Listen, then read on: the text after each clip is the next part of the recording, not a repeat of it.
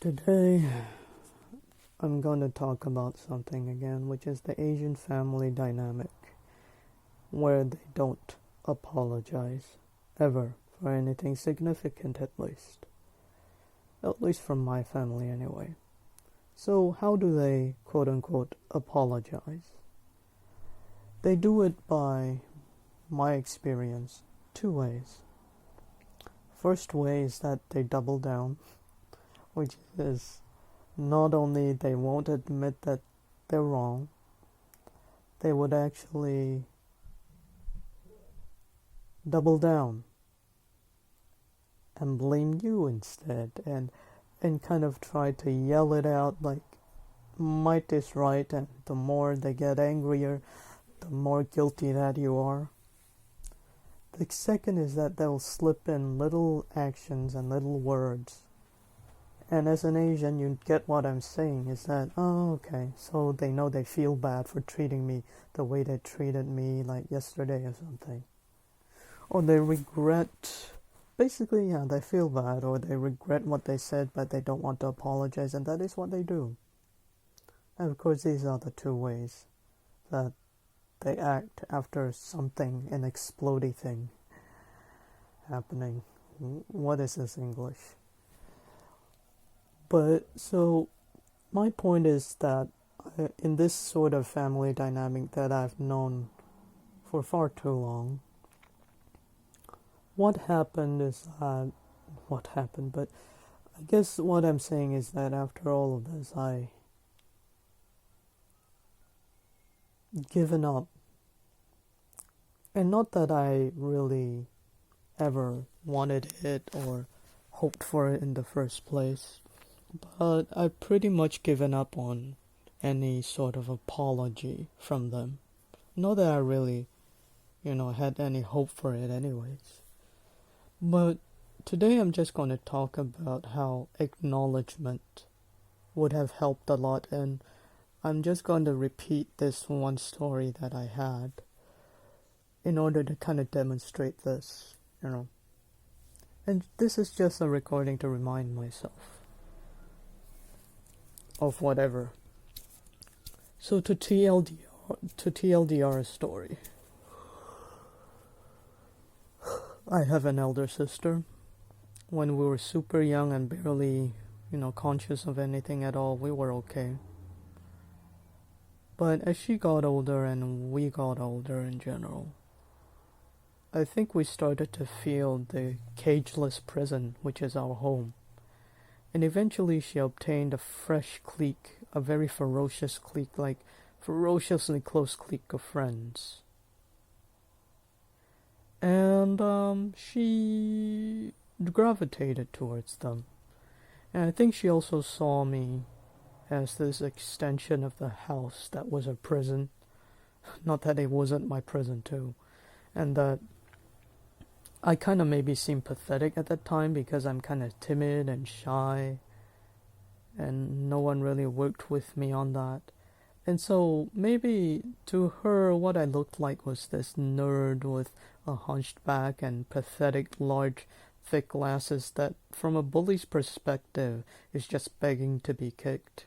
Not that she's a bully, but so eventually our relationship got to the point where it seems like no matter what I say, no matter how hard, how I tailored the things that I say to, like no matter how I tried to just not annoy her, when it seems like it seems like whenever I opened my mouth and said something, it would just inevitably just annoy her somehow, and she will start to explode at me. And one very notable example would be, how LOL or LOL is, well, I know it's the short of League of Legends, but we all kind of know LOL means laughing out loud, right? So eventually at some point in my life, I would say LOL at something that she said because it is not amusing enough for a laugh, but you have to respond to it somehow so it doesn't get awkward. So I said LOL, And she immediately exploded at that. Like, oh, what is the need? But she kind of exploded at me, kind of yelling, like, why can't you just laugh normally? Why lol? And the funny story is that I worked for this place and I had to listen to this receptionist tell me lol for the next year and a half or so. Because that was a way to express amusement or semi amusement. So I don't have a problem with her. So in hindsight, my sister having a problem with me for just saying lol and just exploding.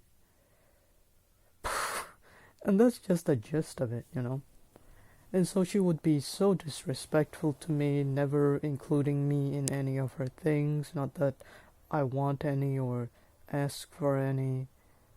And she never really treated me with any respect. It's always me down here walking on eggshells, trying to tailor my responses or whatever I say in order to just not tick her off, which for some reason or another never worked.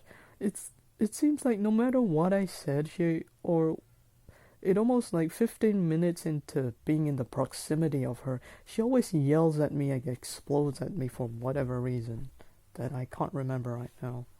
But of course I gave you one of the reasons. And eventually, I guess it's a subconscious thing, you don't realize that you do it, but you eventually just gradually do it. Is that I started to just avoid her and avoid talking to her.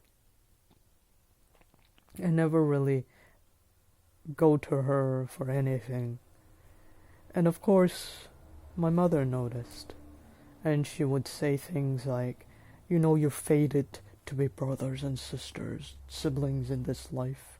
Why do you have to be so distant and far apart? Why do you have to be so difficult? Why can't you just be closer to her? And why does it have to be like this? And she'll start to tell me again and again about the story of how her elder sister would just hate on her for no reason, which is wrong, I guess. I guess it's wrong, but it has nothing to do with me, right? But hindsight again. But you kind of listen to that and you feel guilty. And you also, there's a weird dynamic in an Asian family where they kind of financially support you and kind of support, they kind of, help you in monetarily. But at the same time, they shit on you when it comes to your self-esteem, your, just being very emotionally toxic while being financially supportive, which really fucks with your head in a way. And I say that as a precursor to me going to the UK. She's in the UK at that time, and she drove down and helped me, and this was her way, maybe to show that we have a sibling bond or something. I get the dynamic, maybe there's love there. She helped me with this and helped me with that, drove me around. But at the same time, all throughout the trip, she and her friend and whatnot was just like talking to me as if I'm this like retarded little shit. And I'm just like, I remember sitting at the back of the car being just like almost in a fetal position, man. When it comes to mental, the mental image would be me just being in a fetal position. It's just like, I think I almost asked myself at that time, like, why are you here? Why are you here? This is supposed to be my new start at life and new start at, whatever. And they're shitting on me while helping me. And so there's a bit of cognitive dissonance there where, yeah, she loves me. And so my mother will use the fact that she, drove down to help me or something, which I didn't ask for. I get it. She used that almost in order to kind of use that as leverage for me to interact more with her or something. So, and whatever she said, these things would just continue on and on and on and on for years. And so what ended up happening was that eventually I started to question myself and kind of like, am I a narcissist? Like, why is she so passionate telling me all this stuff? And I seem to be this, person that's just there emotionally clueless. Am I like a psychopath or a sociopath? Or am I a narcissist? Like, why do I not feel any connection to what she's saying? Like, am I like broken or something? Like, what the fuck is wrong with me? And am I a narcissist? And you start to have these thoughts, like, and because you never really got along with anyone in your family, you start to think that there's a saying that if you keep staying in one place while in the river rowing, maybe, you're just rowing against the tide, and, you're just,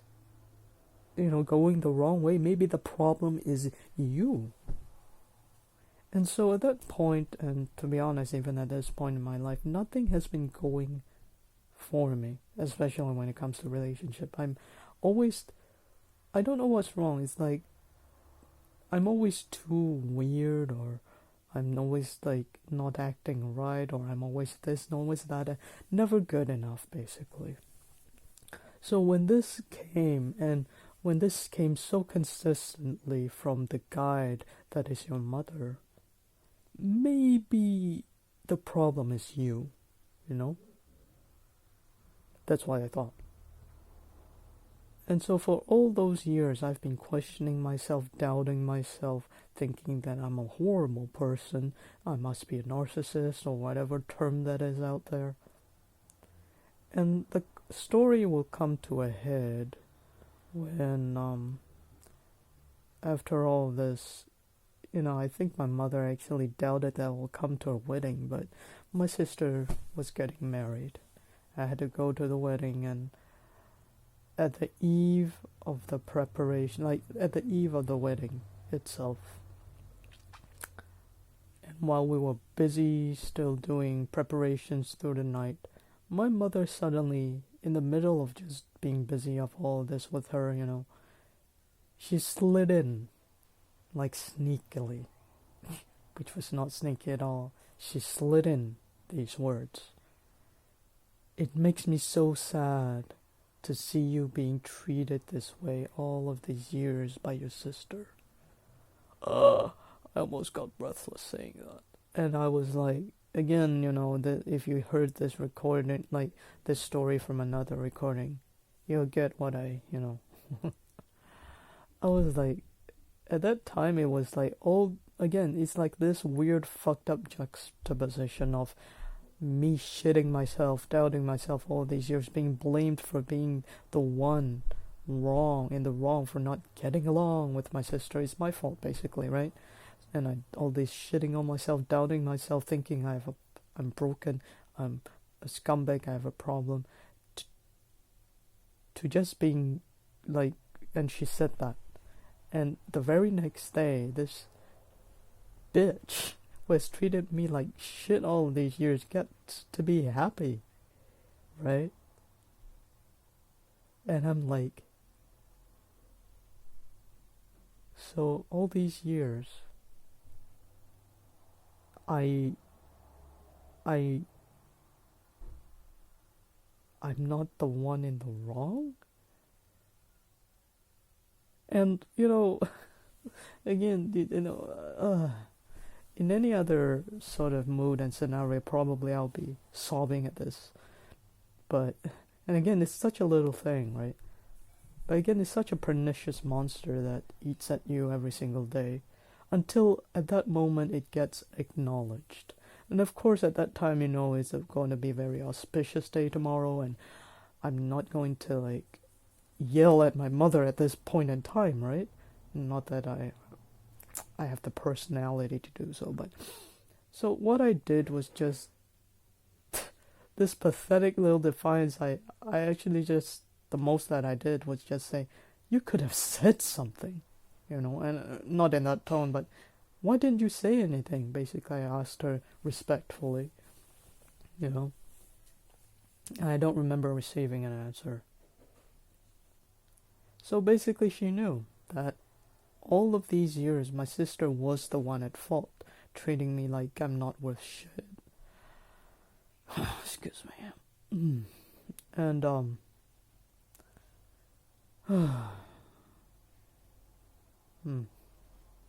and treating me like shit, basically,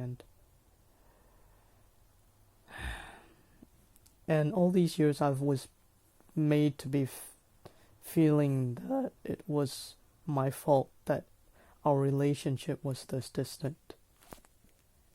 And again, I do not seek any apology. And especially in an Asian family, again, you get the dynamic, it's not going to happen. But all I'm saying is that if you hear any sort of acknowledgement, I guess my point in a way, if you're the receiver of that end, is that try to look for acknowledgements from their end in order to identify that, you know what, I'm not the one in the wrong. I'm not as bad as they say. And this was like the acknowledgement, of the story of that. She said that it made me sad to see your sister treating you that way all these years. And she snuck that in like a slick mofo. But it destroyed me. But I guess you have to find value in where it can be found, right? So I guess it held a bit of value in the sense that at least at that point in time, and slowly when it started to sink in, eventually I started to realize, you know what, and started to accept that it was not my fault that me and my sister are so distant. And it can be hard to accept because all these years I also have been told like, you act like everything like is everyone else's fault and nothing is your fault and the world revolves around you. And because I've been told that, it has been even harder to get out of the loop, And that's basically almost like this padlock, honestly. It was like game over, like you're guilted for life, it's your fault, and it's almost like you can't think your way out of this because you've been told that, and because it felt that way, because you're like surrounded by all these people. So even if that statement from my mother at the eve of my sister's wedding really like destroyed me, and I don't know why I'm chuckling a bit when I'm saying that word, but because it really did utterly destroy me. But at least, again, at least in the pieces I can understand, finally, slowly but surely, that maybe I'm not as maybe I'm not as bad as they say I am. And of course another kind of like game over moment back then was that because you have trouble connecting with a lot of people, that when they say all these things to you, it rings as truth. But again, for people like me, and I think I suffer from something called complex PTSD or CPTSD, I think it's a very common trait for people like me to be a bit of like an an adult when you're a teenager, but as you come to realize and start to do inner work when you're an adult, you kind of revert into this scared little 5-year-old child, which is like, I don't know if you know the dynamics again, but this is what I feel.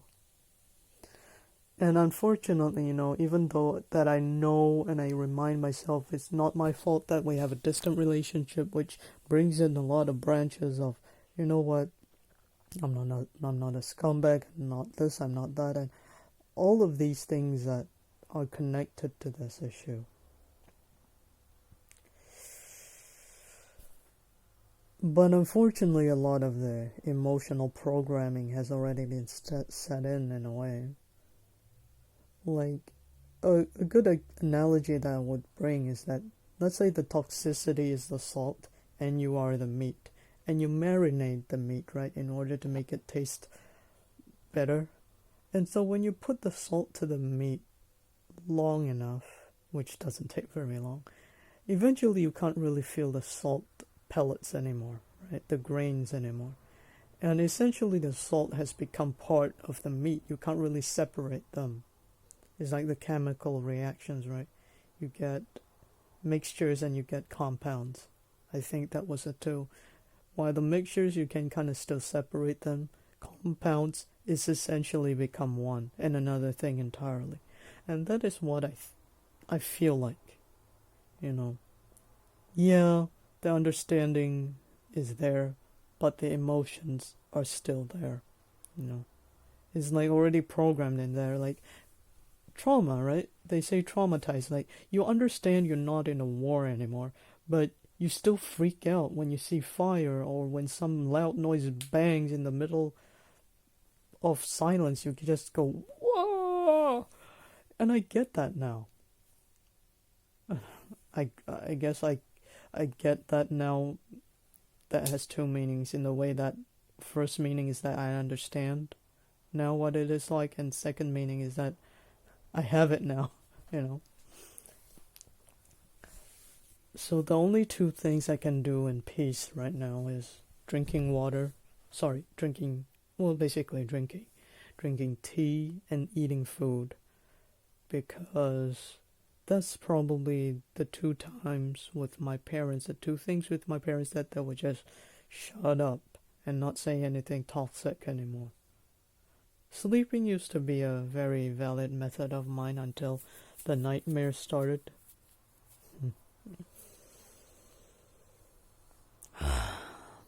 So, I don't know what's the point of this recording, other than, try to look for acknowledgements. Sometimes you keep pining or pinning, I don't know which one is the right pronunciation, but sometimes you look forward or hope so badly for an apology, for that closure. But try to find closure and peace when they say something and you detect between the lines that, you know what, finally you're acknowledging that I'm not the one at fault, or I'm not as bad as you think I am, or something like that. And if you can, try to have friends who comment on you in a way positively. I don't know what's the... I feel like whatever advice or, saying I might have would just be rich coming from me, because I had no friends. Because again, Asians, they don't give you... Well, of course, severity varies, but some stereotypically, Asian parents will not allow you to do pretty much anything other than school. And that includes hanging out with friends. And eventually, as, the territory brings, is that people will start avoiding you because you can't hang out with them anyways. You become the weird kid. And so what I did was that I gave up hope in a way when you think about it. I trained and conditioned myself to be content without friends, and that has brought over to adulthood. So I don't have valid advice when it comes to friends, because I don't really have any, honestly. I do have some. Like that guy I convinced to not jump off a building, or that guy I convinced not to, harm himself because of bleak situation that he had. Yikes. I I don't know. Maybe this is more like a self-soothe and a self-comforting and self-pity sort of recording more than it is a sort of advice or sort of well-wishing to other people. But I guess, if it's something, it's something. Because I have really nothing. And but I try my hardest to survive. It can be hard when you try to, improve your emotional health. I hate to say mental health because it's so medicalized nowadays, but because, well, partly also because I know a lot of my predicament, if you will, comes a lot from emotional turmoil thanks to how I was treated. And of course, especially when you're like in a profession, in a high ranking or a highly reputable sort of career or job, no one wants to hear that you have something wrong with your family because professionalism. They don't want to hear anything that's affected you because professionalism. At good days, professionalism means to me that you give yourself like to others, service to others, which is noble and great and something that I love to do. But sometimes when you're in a very dark place, professionalism sounds like cold and distant and no one cares. And use professionalism as this sort of like film and this sort of like glass separator. Again, it's a state of mind sort of thought, whatever that means. So I'm just going to shut up now because every time I record it ends up being an hour long. So yeah, acknowledgement is very important, and try to find things between the lines that your parents say if they're really, all you have access to. And I hope you a good day, and I hope you really find good friends, and don't be like me, essentially, Good luck.